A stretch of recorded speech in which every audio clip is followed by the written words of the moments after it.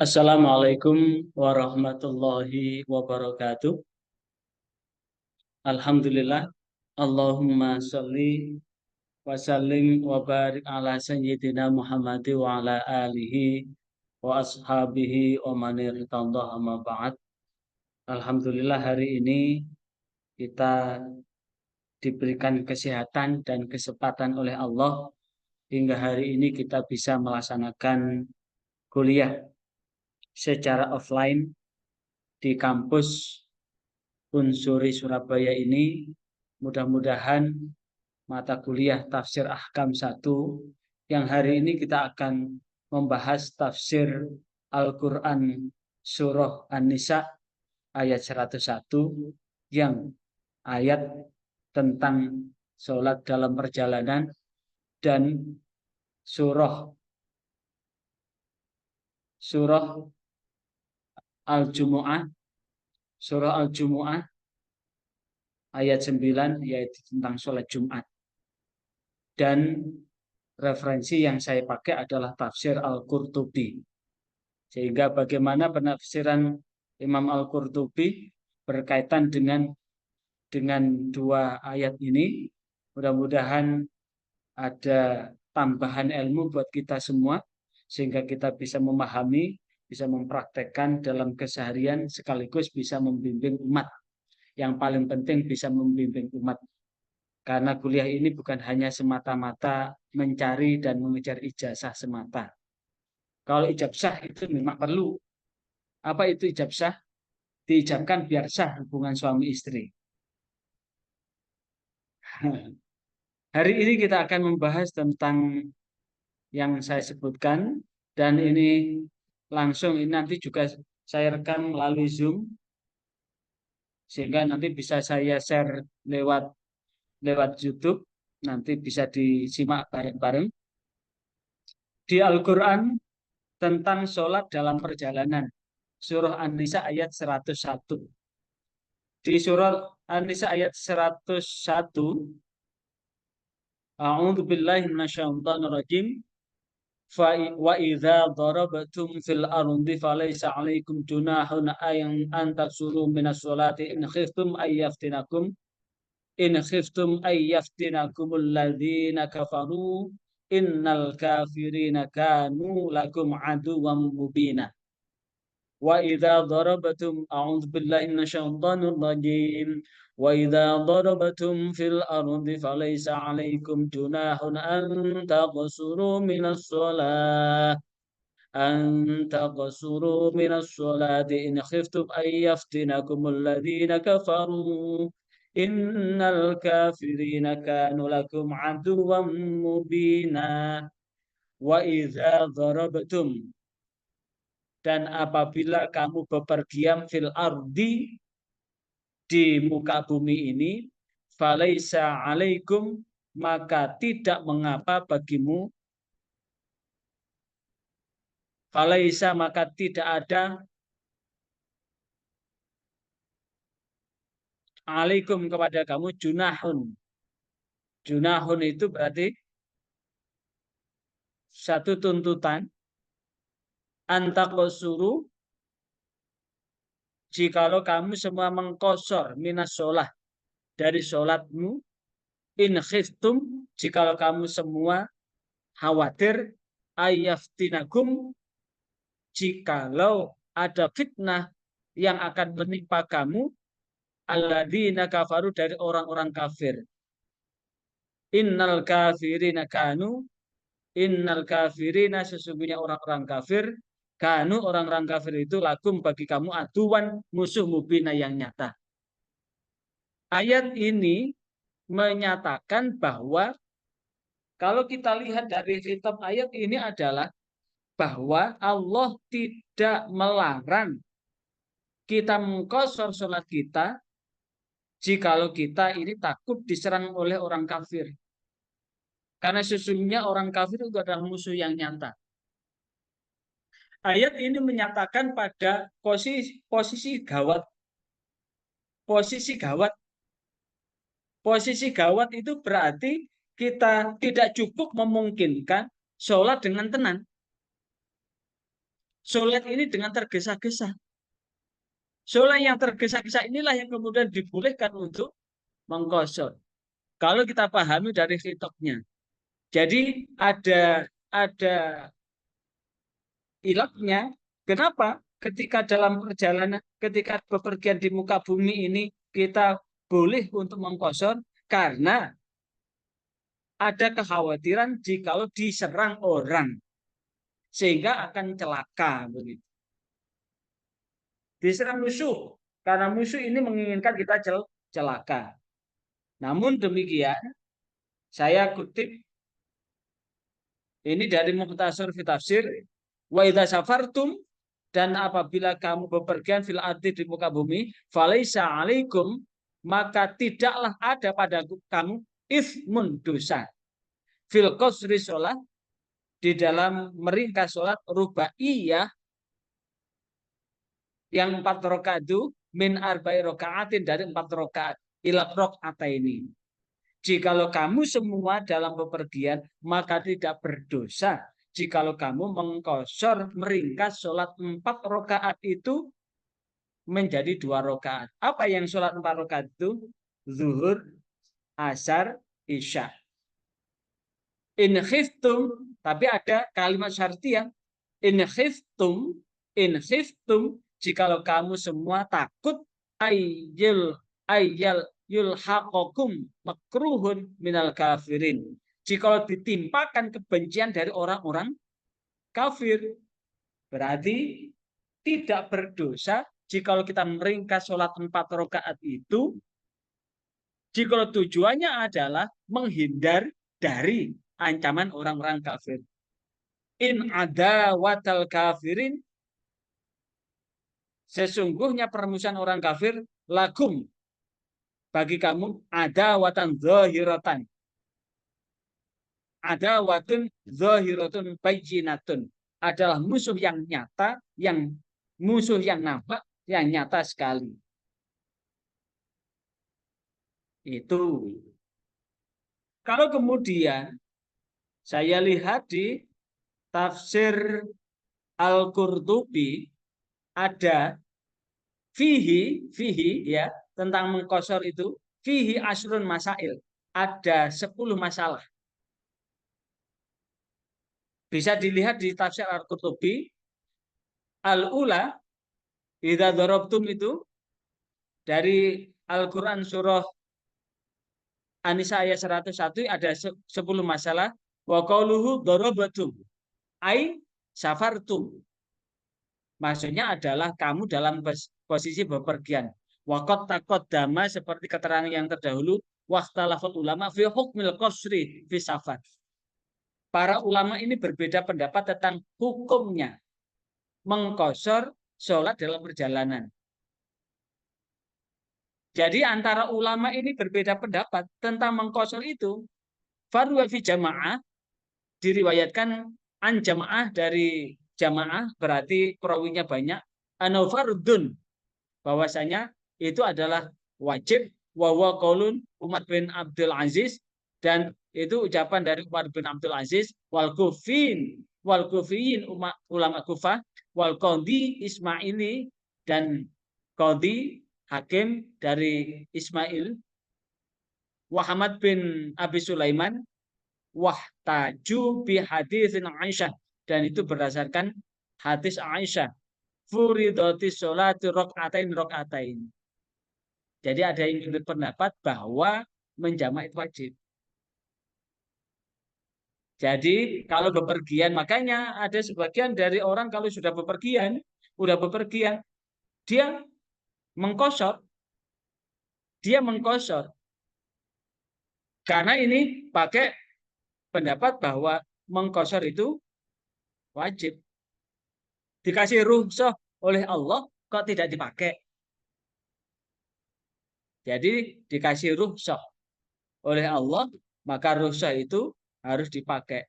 Tapi kalau kemudian dorob, kemudian ketika ingat bahwa ada kalimat syartiyah sebelumnya, jika itu ada musuh. Dalam posisi peperangan memang wajib.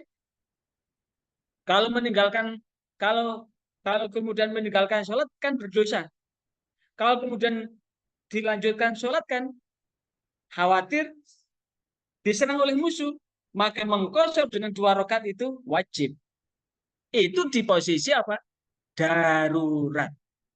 Makanya saya masih ingat di pesantren dulu ketika saya ngaji Fathul Qorib itu diajari bagaimana sholat jamaah dalam posisi perang. Jadi sholat jamaah dalam posisi perang kosar begitu ya. Katakanlah Allahu Akbar. 1 rakaat, kemudian makmum suruh apa? Duduk istirahat ya. Duduk istirahatnya imam itu lama sekali. Kemudian setelah itu makmum suruh apa? Munfarid. Suruh mufarokoh. Memisah langsung rakaat kedua lanjutkan sendiri. Yang lain jaga-jaga sambil bawa senjata. Setelah makmum ini selesai, makmum langsung jaga, yang jaga gantian. Imam melanjutkan rakaat kedua dan mengikuti rakaatnya imam. Kan kemudian setelah itu imam selesai, makmum melanjutkan rakaat kedua. Memang untuk makmum masbuk itu bisa dilihat di materi Ahlus Sunnah wal Jamaah yang mengawali bahwa dulu orang makmum masbuk itu, makmum masbuk ya dulu ya. Jadi katakanlah ketinggalan 2 rakaat begitu. Langsung dia sholat 2 rakaat. Pada rakaat ketiga dia langsung nepuk imam, tanda dia ngikut jamaah untuk ngikut sisanya. Itu dipraktekkan di zaman Rasulullah. Maka Mu'adz bin Jabal beda. Mu'adz bin Jabal itu begitu Rasulullah sholat, Mu'adz bin Jabal langsung ngikut gerakannya Rasulullah. Setelah Rasulullah selesai, nambah kekurangannya. Akhirnya sahabat cerita, loh Mu'adz bin Jabal kok beda? Tanya oleh Rasulullah, apa yang kamu lakukan? Maka Rasulullah diam, tanda bahwa Rasulullah membolehkan. Akhirnya yang dipraktekkan, kalau ada makmum masbuk ya, mengikuti gerakan imam, setelah itu kekurangannya ditambah.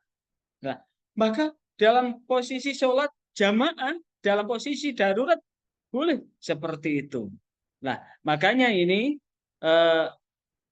dalam beberapa pandangan memang berbeda-beda kan. Kemudian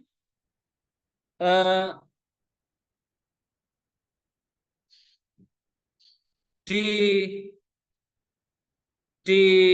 yang lain, wa Aisyah ini dari wa qala fihi al-Auza'i an ibni Syihab an Urwah an Aisyah faradallahu sholata, faradallahu Allah mewajibkan sholata ala Rasulillah, sholatnya Rasulullah rakaataini. Jadi Allah mewajibkan Rasulullah itu sholat 2 rakaat. Sholat dalam apa? Dalam posisi perang. Makanya seperti ini. Ketika wukuf di Arafah, wukuf di Arafah itu kan posisi sedang wukuf berdiam diri di tengah padang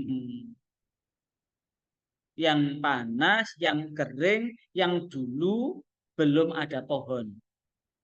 Baru ada pohon atas usulan Presiden Soekarno untuk nanam pohon wimbo, sehingga dikenal dengan pohon Soekarno. Padang yang panas, kemudian itu menyengat sehingga cukup memungkinkan yang berdiam di situ dehidrasi, maka Rasulullah mempraktekannya sholat di sana itu sholat 2 rakaat. Zuhur 2 rakaat, asar 2 rakaat. Tanpa dijamak. Jadi sholat itu ada 4 paket. Paket pertama, paket normal. Jamak, paket jamak itu loh. Paket normal berarti dijamak, tapi tetap 4 rakaat. Ada paket minimal, yaitu ada 4 macam sholat. Yang pertama, sholat berdiri sendiri, waktunya duhur ya duhur 4 rakaat, waktunya asar ya asar 4 rakaat. Ada yang kosor, tapi tidak dijamak. Zuhur langsung 2 rakaat, asar langsung 2 rakaat. Itu dipraktekkan jamaah haji ketika wukuf di Arafah. Juga dipraktekkan ketika mabit di Mina. 2 rakaat tanpa dijamak. Ada yang kemudian dijamak. Jadi tetap 4 rakaat zuhurnya, tetap 4 rakaat asarnya, tapi dijamak. Apa itu takdim atau takhir? Ada yang dijamak sekaligus dikosor. Jadi sekali lagi, paket sholat itu ada 4, paket normal, paket jamak, normal, paket kosor, normal, paket jamak, dan kosor. Ada 4. Dan itu ada dasarnya. Termasuk ini, faradallahu sholat ala Rasulillah, bahwa Allah mewajibkan sholatnya pada Rasulullah SAW rakaat ini. Jika dihubungkan dengan ketakutan, jika di apa? Diserang musuh. Laisa ala zahirihi, dan tidak atas zahirnya. Ini hadis ittiraban summa inna qaulaha furidatis sholatu laisa ala zahirihi. Zahirihi ala zahirihi. Ini adalah sholat yang dilakukan dalam bepergian yang dengan alasan tadi, ada kekhawatiran tadi. Dan waqat kharaja minu sholatul maghrib wa subuh, kecuali sholat maghrib dan subuh, karena maghrib dan subuh tidak bisa diringkes. Bagaimana ngeringkes 3 rakaat? Bagaimana subuh diringkes jadi 1 rakaat? Gak ada sholat 1 rakaat. Pernah 1 rakaat, Mas? Mas bangkit ah ini? Hah? Siapa? Mas Rizal. Mas bangkit nggak masuk kemana? Kurang tahu. Tahu anak. Kemudian ini yang pertama. Yang kedua, wasaniyah wahtalafal ulama fi haddil masafatul qasri.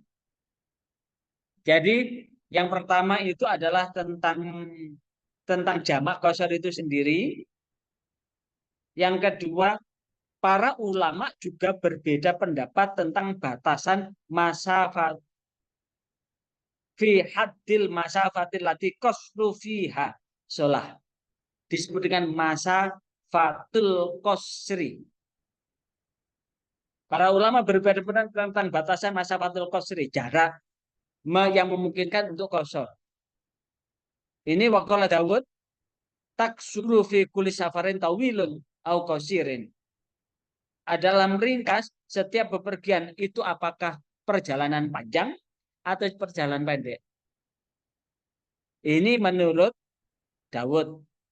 Laukana salah satu amyal. Walaupun hanya 3 mil. 3 mil itu berapa kilo itu? 1 mil berapa, coba dilihat.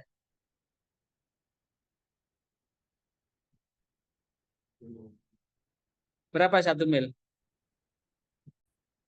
1 mil itu sama dengan 1609 meter. Jadi tadi walau salah amyal. Walau perjalanan itu hanya 3 mil. Kalau 3 mil kali 1600 berarti berapa kilo itu? 4,8 kilo. 4,8 kilo itu menurut pendapat tadi itu udah boleh untuk apa? Udah boleh untuk mengkosor. Udah boleh untuk mengkosor ini.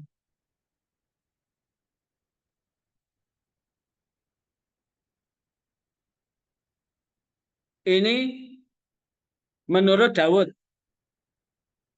Ada yang kharaja masir salah sati amyal wa salati faros. Ada yang menafsirkan sehari semalam. Jadi perjalanan sehari semalam. Sehingga masafatul qasr yang diukur muncul kemudian di fikih itu 83 km. Jadi perjalanan sehari semalam. Ukuran masafatul qasir itu sehari semalam.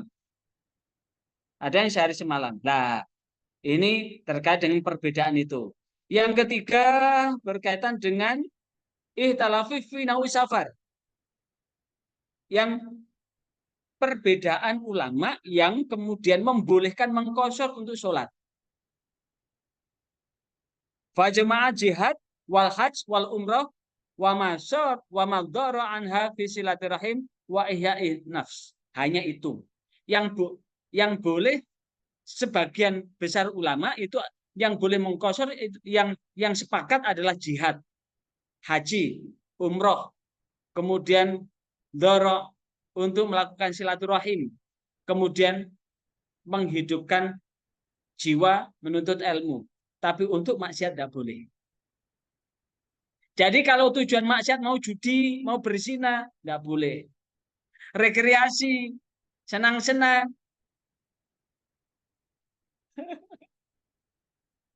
senang-senang, beda. Tapi tinggal memandang ihya'un nafas untuk ihya'un nafas itu adalah untuk refreshing. Nah, tapi sebagian yang lain untuk seluruh bepergian itu boleh. Yang keempat, ihtalafu fi mata yaksuru. Berbeda pendapat tentang kapan mengqashar itu. Maka ukuran adalah ada pendapat harus keluar dari desa itu. Jadi kalau ini adalah mana ini rumahnya? Ini kampus ini di mana? Hah? Bukan. Harus keluar dari desa. Jadi mengqashar itu keluar desa dulu. Ada yang berpendapat pokoknya keluar rumah. Keluar rumah cari masjid. Tapi jumhur keluar desa dulu baru sholat di. Jadi kalau menjamak mengqashar dalam perjalanan misalkan ziarah Wali Songo bisa sebelum masuk Sidoarjo. Misalkan di rest area mana itu? Rest area Krian sebelum masuk. Jadi berbeda pendapat. Ada yang mengatakan fala yang suruh ahla hatta yujawizuha bi salasi amyal. Nunggu 3 mil dulu, berarti 4,8 kilometer. Yang kelima adalah wala musafir ayyan biya qasra min hinal ihram. Bahwa seorang musafir itu niat qashar ketika dia berihram.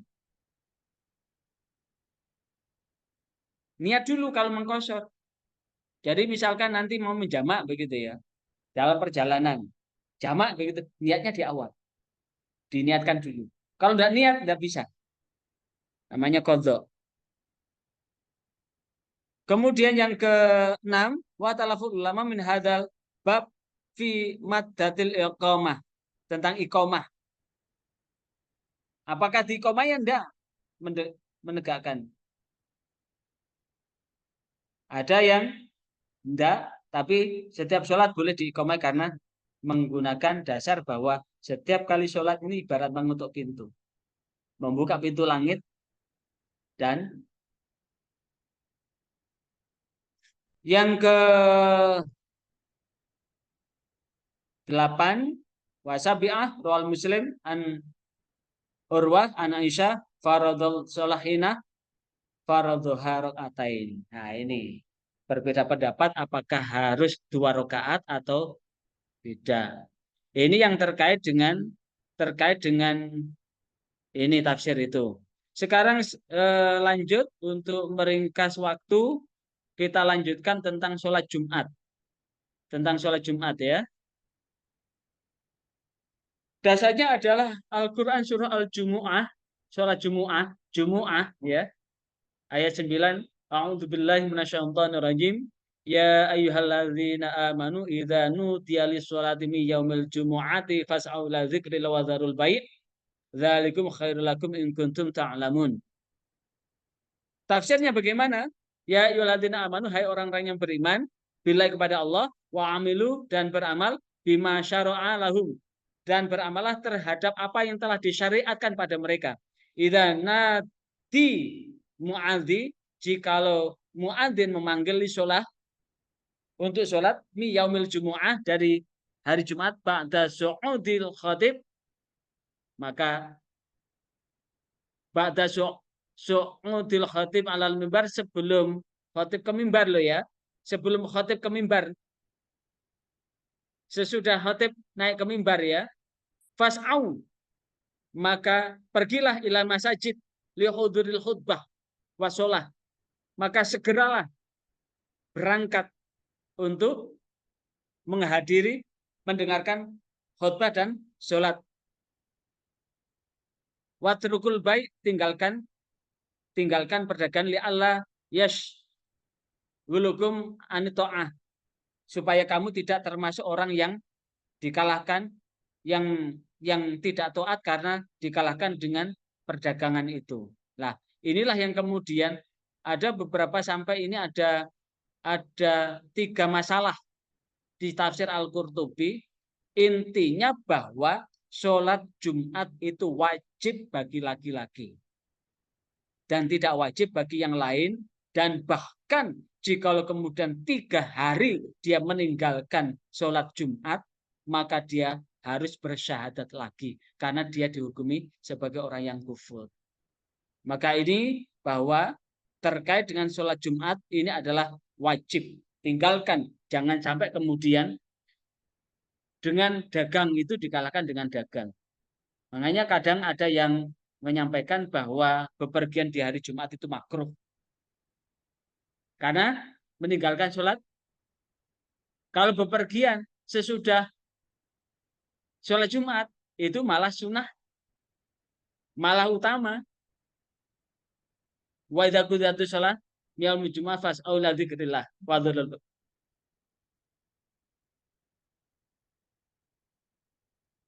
Suruh berdagang karena di situ ada barokah. Jadi kalau setelah sholat Jumat, pergilah karena di situ ada barokah. Sudah ada azan ya, kita selesaikan. Sekian. Wassalamualaikum warahmatullahi wabarakatuh.